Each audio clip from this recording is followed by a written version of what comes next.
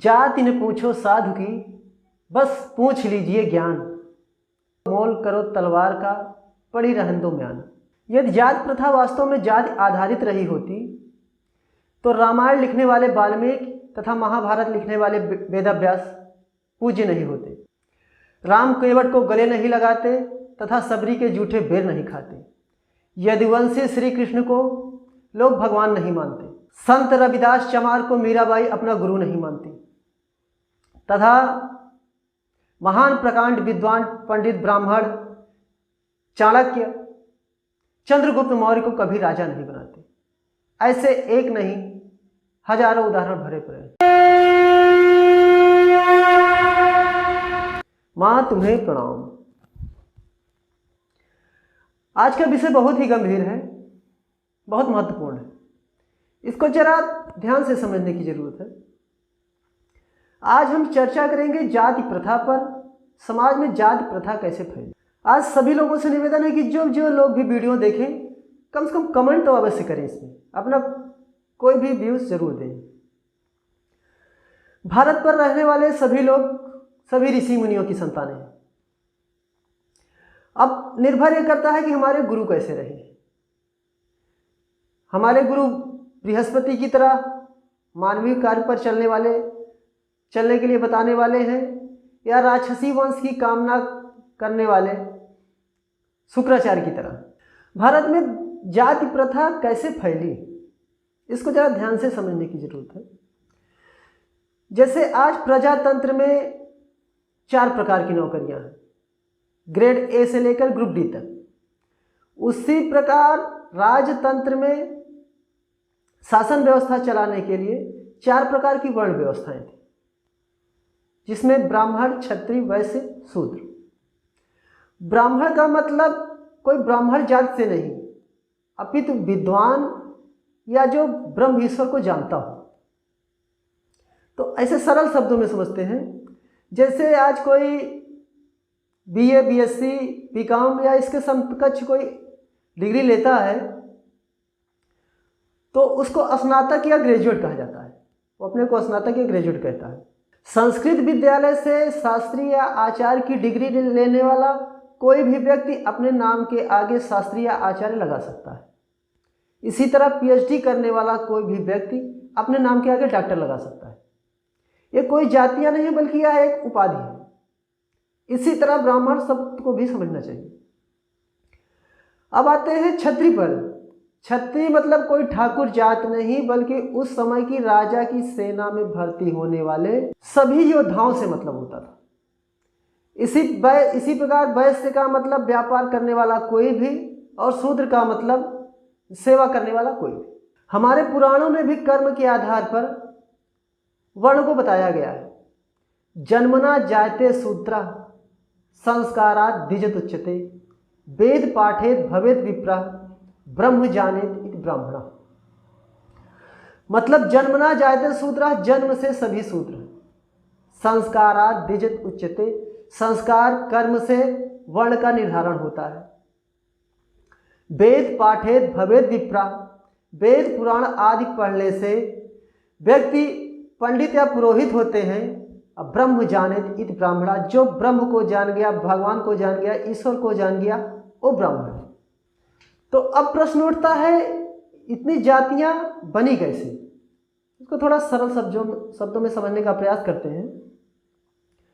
जिस प्रकार आज देखते हैं, यदि कोई डॉक्टर है तो उसके यहाँ ऐसा माहौल होता है कि उसके यहाँ के परिवार में बच्चे ज़्यादातर डॉक्टरी लाइन में जाते हैं। कोई सेना में है तो उसके यहाँ ऐसा डिसिप्लिन होता है कि लोग सेना में जाना ज़्यादा पसंद करते हैं।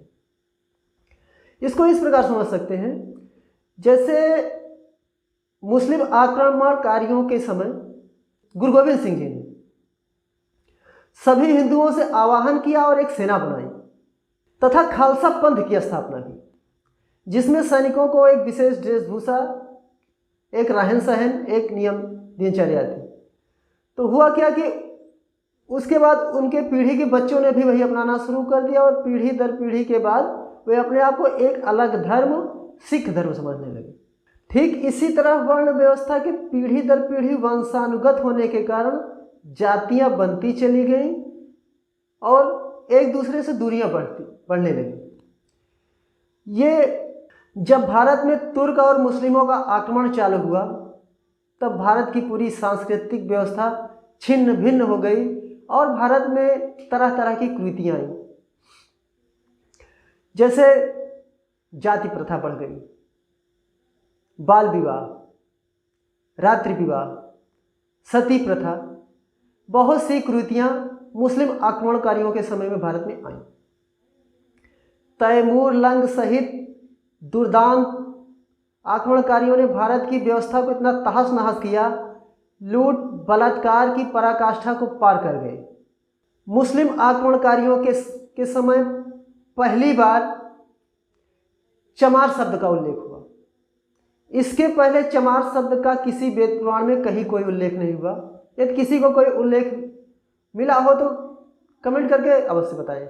चमर राजवंश के राजाओं ने जब मुस्लिमों से हार गए तब उन्होंने मुस्लिम बनने के बजाय निम्न काम स्वीकार किया और चमार बन गए। इसी तरह बहुत से सनातनियों ने धर्म को बचाने के लिए सुअर पालना मंजूर किया, परंतु अपना धर्म नहीं बदला। सुअर इसलिए पालने लगे कि सुअर पालने से उनको मुस्लिम नहीं बनाया जाता था।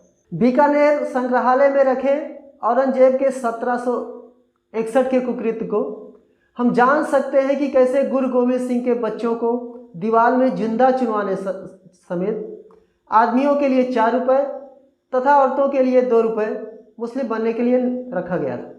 दुर्भाग्य से इस समय सनातनी हिंदू जलालत झेलते हुए निम्न कार्य कर रहा था और अपने पौरुष से टिका हुआ हिंदू जातिवाद में बढ़कर उनसे दूरियां बना रहा था और दूरियां बढ़ती चली गई। अब हम आते हैं अंग्रेजों के समय पर। अंग्रेजों का तो नियम ही था कि फूट डालो और राज करो, डिवाइड एंड रूल। मैकाले जब भारत में आया तो उसने एक सर्वे कराया कि हम भारत में ज़्यादा दिन तक शासन कैसे कर सकते हैं। तो उसके सर्वे में 2 बातें निकल कर आई।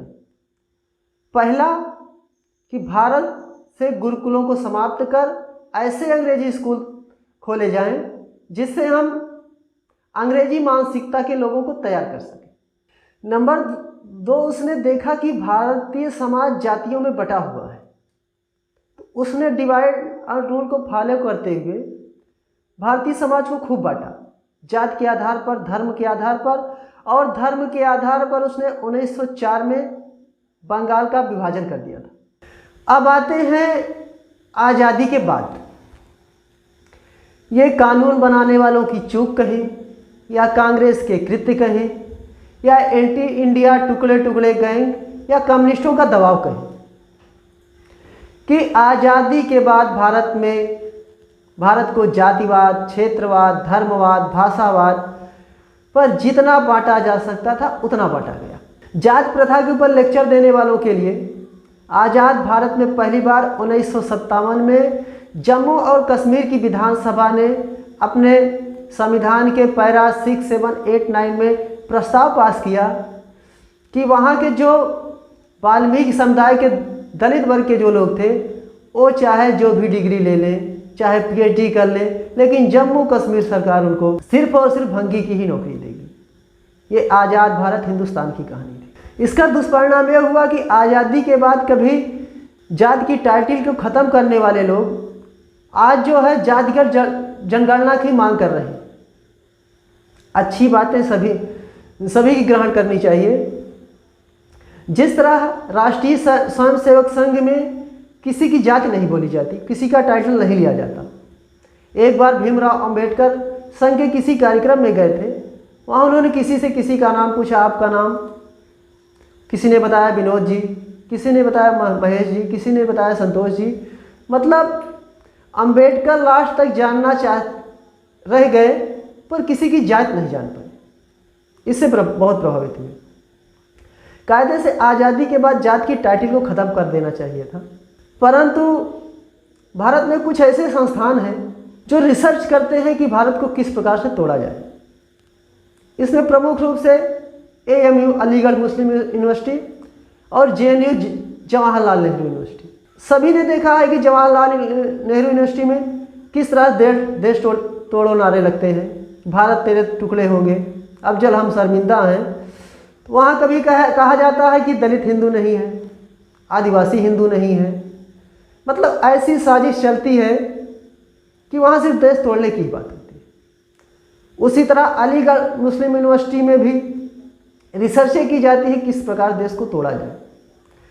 पाकिस्तान बनाने का प्लान सबसे प्रथम अलीगढ़ यूनिवर्सिटी का ही था। आज अलीगढ़ मुस्लिम यूनिवर्सिटी, जहां पाकिस्तान बनने का रिसर्च सर्वप्रथम AMU में ही हुआ था। आज जानकर आश्चर्य होगा कि AMU ऐसे जगह अपनी ब्रांच खोल रहा है जहां मुस्लिम पॉपुलेशन ज़्यादा है, पश्चिम बंगाल, केरल और कर्नाटक। सरकार को इस सिनेरियो को समझने की जरूरत है, नहीं तो टुकड़े टुकड़े गए देश को पता नहीं कहाँ ले जाएंगे। आज़ादी के बाद इन सरकार जातिवाद पर नियंत्रण कर लेती तो आज हम एक भारत श्रेष्ठ भारत और सशक्त भारत में होते। आप लोगों से निवेदन है कि कृपया वीडियो को लाइक शेयर कमेंट अवश्य किया करें। आप लोगों ने ध्यानपूर्वक सुना, इसके लिए बहुत बहुत धन्यवाद। वंदे मातरम।